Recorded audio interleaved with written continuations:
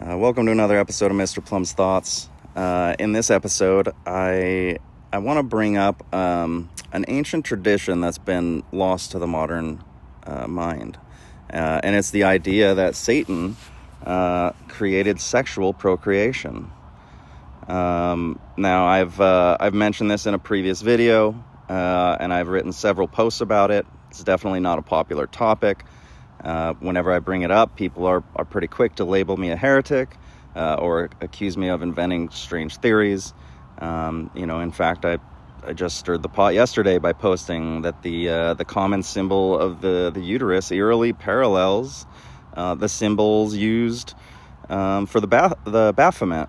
And I had people trying to say the real uterus looks nothing like a goat's head. But that misses the point, right? It's not about what these things look like in reality. It's about what people have made the symbols to look like. And nobody can deny that the symbol of the uterus looks like the symbol of the Baphomet. And it was intentionally made to look like this to reflect a common belief that, that was held throughout almost all of world history, that Satan was the inventor of sexual procreation. And the truth is, this idea isn't mine. It is ancient. It's existed in one form or another in nearly every civilization and religious tradition that has existed on the earth. Of course, we have to take all of this with a massive grain of salt, when you're digging into these ancient texts. But the point is that people really did believe this. And whether it's true or not is something that you have to decide for yourself. I'm not going to tell you it's true or it's false. I'm just going to tell you that this is the evidence.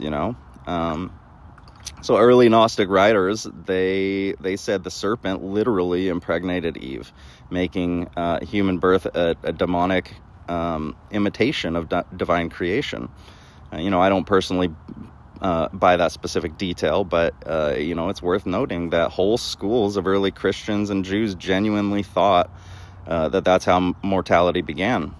In Jewish apocryphal books like Enoch describe the fallen watchers, or celestial angels that surrendered their nature, who descended to earth and corrupted flesh through lust. They lusted after mortal women and came down, to surrender their eternal promise, basically, to procreate with these women. And they taught forbidden arts, and they, mingled their seed with mortals. And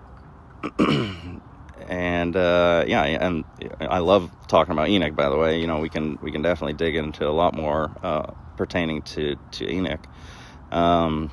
The Manichaean and later Cathar traditions also said the same thing.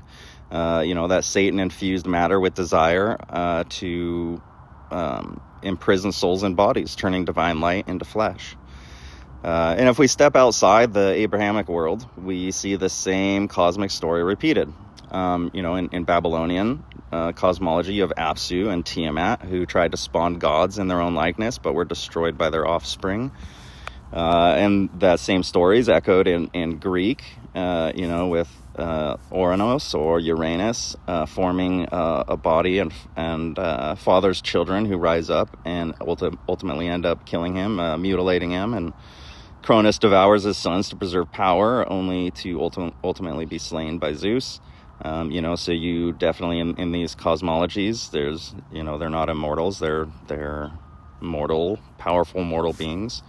In Egypt, you have Atum. I don't know if I say that right. Atum. He created self-pleasure, and his seed became both life and death. And these aren't tales of mankind's fall. They're actually distorted memories of Lucifer's rebellion before Genesis. And I've made a video on that as well. If you want to look into that more, I think it's titled What Came Before Genesis. Lucifer, he forged a body for himself in the beginning. That's what these Greek and all these other legends tell, is basically the story of Lucifer, who sought to father his host, through his own loins, and was ultimately destroyed by the very process that he unleashed. And that same being appears again in Eden, still chasing the embodiment through Adam and Eve. And that's where all these myths converge, with Genesis preserving the truest version of what really happened. And even later, mystics remembered fragments of the older pattern. The Kabbalists spoke of Adam Kadmon, the primordial man. He, was an emanation of light. He was the heavenly archetype before the material Adam. And the Rosicrucians and Theosophists, they echoed it, teaching multiple Adams. The first perfect spiritual Adam, and then after that was the androgynous Adam, then the innocent pre-terrestrial Adam, and then finally the fallen flesh-clothed Adam, the one that's made of dust. Helena Blavatsky called these successive atoms the descent of spirit into matter, into temporal physical matter. So there's kind of stages that Adam went through, not necessarily directly, into mortality, right? He started as spirit and ended up in mortality through phases. So from Mesopotamia to Kabbalah to early Christianity, we find the same ancient memory that, Lucifer attempted to generate life through flesh. This idea predates Genesis, and the Adamic story is God's demonstration of how he can take the same corrupted mechanism and redeem it. And that brings us to the biblical account, the point where Lucifer's failed creation and God's true creation intersect in the formation of Adam. So now, some people cite a supposed quote from Brigham Young, claiming that Adam was created sexually. But that quote actually isn't from any verified source, and it actually contradicts Brigham's other teachings in recorded sermons and whatnot. So just be careful when you're seeing quotes of prophets online. Go verify them, and you can know if they're an accurate quote or not, because if it's accurate, it should be in harmony with the other things that he said. A prophet will never contradict himself. And in fact, in 1909, the first presidency issued a declaration called The Origin of Man, and very clearly states that Adam was created from the dust of the earth.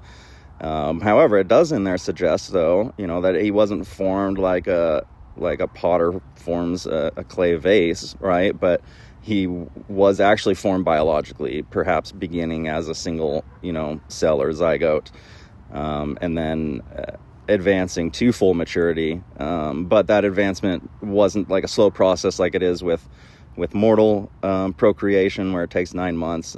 This was done instantly by divine command, just like when God formed the earth, and the elements came together as he commanded. It didn't take time, and it happened according to his blueprint. So if that blueprint had steps or phases, then Adam's body would have developed in those steps and phases, but it would have still been instantaneous, at least relative to our understanding of the flow of time.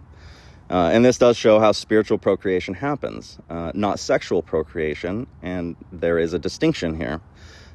Procreation simply means to bring forth life according to divine law. Sexual procreation is one form of that law, but is an earthly, mortal form. Adam's creation was by procreation, not by sexual procreation. His body was brought into being directly by God's command, without a womb, without conception, and there could have still been a womb. There are theories that there was still some form of womb that he was developed in. We don't have details on that, whether it was or not. I guess we can't really say. But it was life by divine decree, not by mortal process, and I think that's pretty important for us to understand.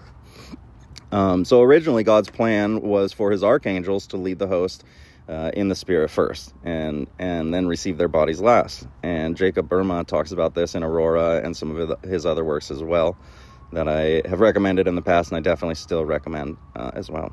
But Lucifer's plan reversed that, right? Instead of getting the body last, he wanted to get a body first, to experience pleasure and dominion before the appointed time. He wanted to rule his host in the flesh, but in order to do that, offspring had to come through fatherly loins and not a creative process as a spirit. So when God made Adam, a spiritual being given a physical body first, he was demonstrating something profound, that even God can do things Satan's way and still make it work. But there's a cost. Satan's way leads to pain, labor, and mortality, suffering, right? Where God's way brings joy and glory without that suffering. But, the fall wasn't a derailment of the plan. It actually was part of the plan. This was kind of how God cleverly tricked Satan, basically, by making Satan think that everything is going according to his plan, when in reality, God's been playing Satan like a fiddle the whole time. So Adam had to take upon himself the fallen nature, not just so we could be born, but so that we could bring Satan's souls into our bodies through the consumption of vegetation, offering them some semblance of salvation. Of course, that's not doctrinal. That's my own theory I've put together that I've mentioned in past videos as well. And I could be wrong about that, but the texts, sacred texts, do kind of lead us into that conclusion. And so then if the things we eat bring harm to us, those spirits have demonstrated they don't really care for salvation from God, and so they'll be cast out with God or with Satan in the end. But if they do uplift us and nourish us and bring health to our body, then they'll receive some form of salvation in the end. And so the fall was always the plan. God really is clever like that. Now, God commanded Adam and Eve to multiply and replenish the earth, right? But in their original state, they literally couldn't do that. They were immortal and non-sexual. That command was given deliberately because the command to procreate in a state where they're unable to procreate awakened a desire in them, this desire or this hunger to make them long for the ability to create life. And that longing created the very opening that Satan exploited. So Eve's desire wasn't evil, it was just unfinished. Satan twisted that righteous yearning into temptation, convincing her that eating the fruit was the only way to fulfill God's command. And in a way, it was, right? Because God intended the fall. It was his way of letting mortality begin. And this highlights something I say often. Satan doesn't ever lie directly. He lies through omission. Every word he says is true.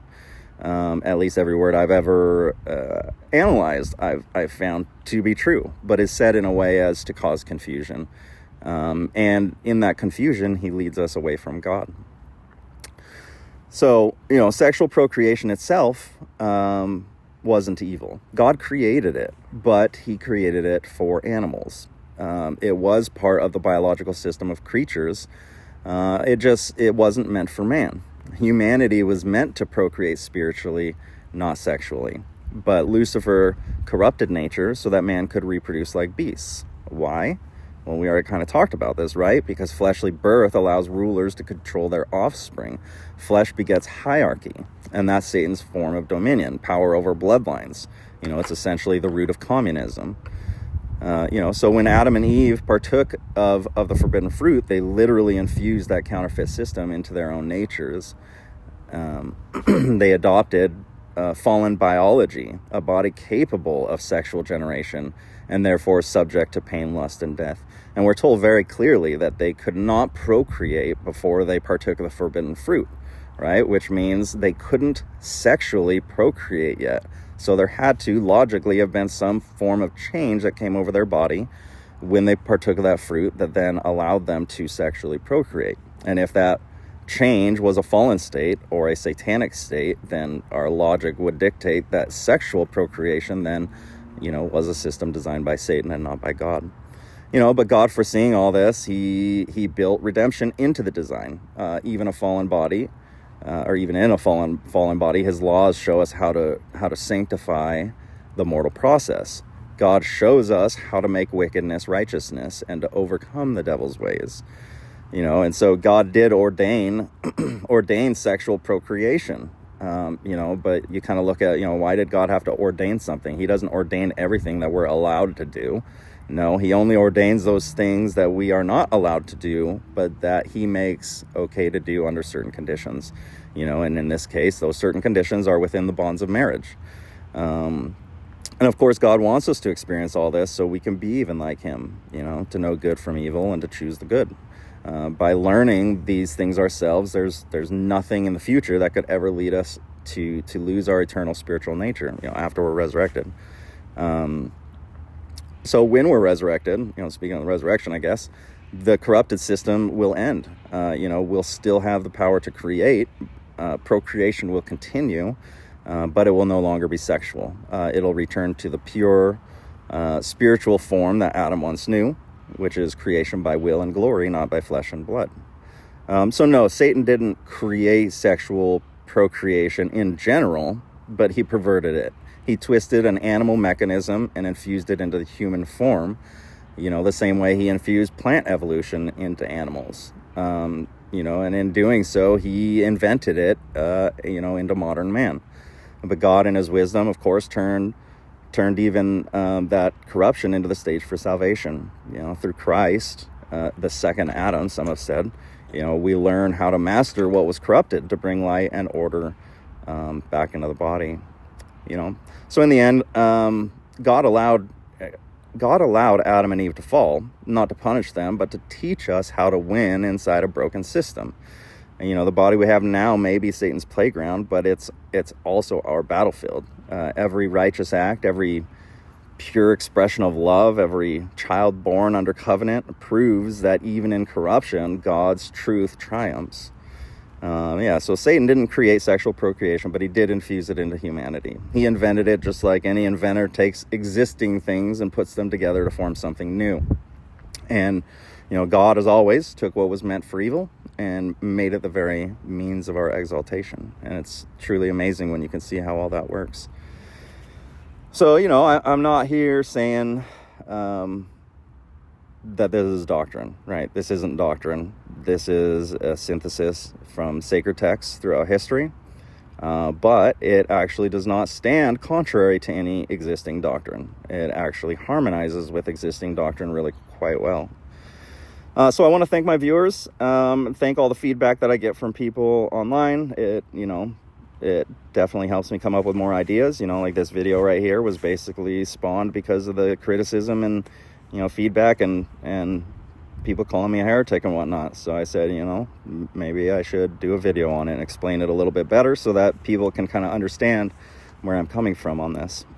So, yeah, thank you guys. If there's other topics that you guys want me to talk about, definitely bring them up, mention them in the chat, and I'll look into them and make some videos on them. And as usual, I want to thank God. If this isn't a proper, correct understanding, I firmly believe that it is a stepping stone, that he's led me into this understanding for some greater purpose and some greater reason. If that's the case, I don't see what it is yet. As it stands right now, I do think that sexual procreation was perversion from Satan. So I hope you guys enjoyed this. I hope you have a great day, and I'll see you next time.